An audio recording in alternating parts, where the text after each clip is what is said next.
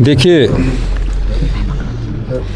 ये व्यवस्था परिवर्तन ही है कि विशेष सत्र बुलाया गया है और इस विशेष सत्र का मुख्य उद्देश्य जो है हिमाचल के लोगों के अधिकार से संबंधित है।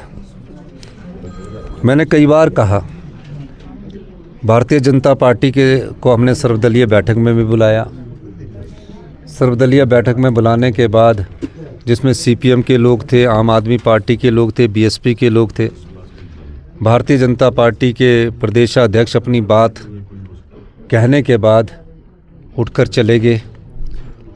जयराम ठाकुर जी को बिठाने की हमने प्रयास किया।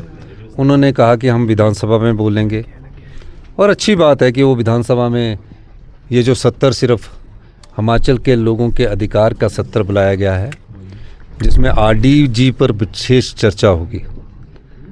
आरडीजी का मतलब क्या है? भारतीय जनता पार्टी क्या आरडीजी के पक्ष में है या पक्ष में नहीं है? ये स्थिति तो स्पष्ट करे। ये आंकड़े गिनाने लग जाते हैं और आंकड़े गिनाने का मतलब ये नहीं है।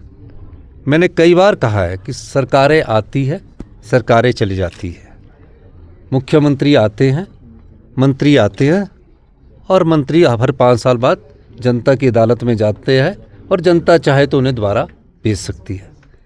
लेकिन जहां प्रदेश के अधिकार की बात हो, वहाँ विपक्षी पार्टी किस कन्फ्यूजन में है, मुझे ये समझ नहीं आ रहा। आपकी आंखों के सामने ये नज़र आ रहा है कि प्रत्येक वर्ष 10,000 करोड़ रुपया आपका जेब से काट दिया गया है, जो पिछले सालों से हर साल मिलता रहा था। जब जयराम जी मुख्यमंत्री थे तब भी 8 से 10,000 करोड़ रुपया जयराम जी को मिलता आया और उनको आरडीजी के रूप में 54,000 करोड़ रुपया मिला। अब वो काट दिया गया है, जबकि हमें सिर्फ 17,000 करोड़ रुपया आरडीजी के रूप में मिला है। अब जो ये 2026 से 31 का वित्त वर्ष 16वें वित्त आयोग ने रिकमेंडेशन दी है, वो आरडीजी से संबंधित रिकमेंडेशन दी है।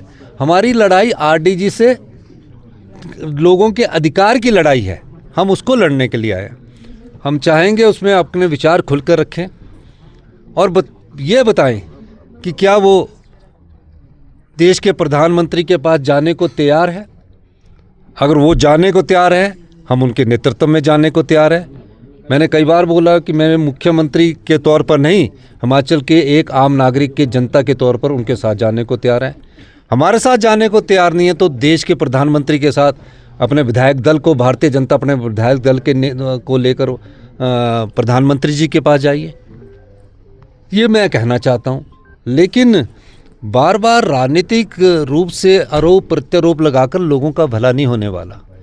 सोशल मीडिया पर राजनीतिक रोटियां सेककर लोगों का भला नहीं होने वाला।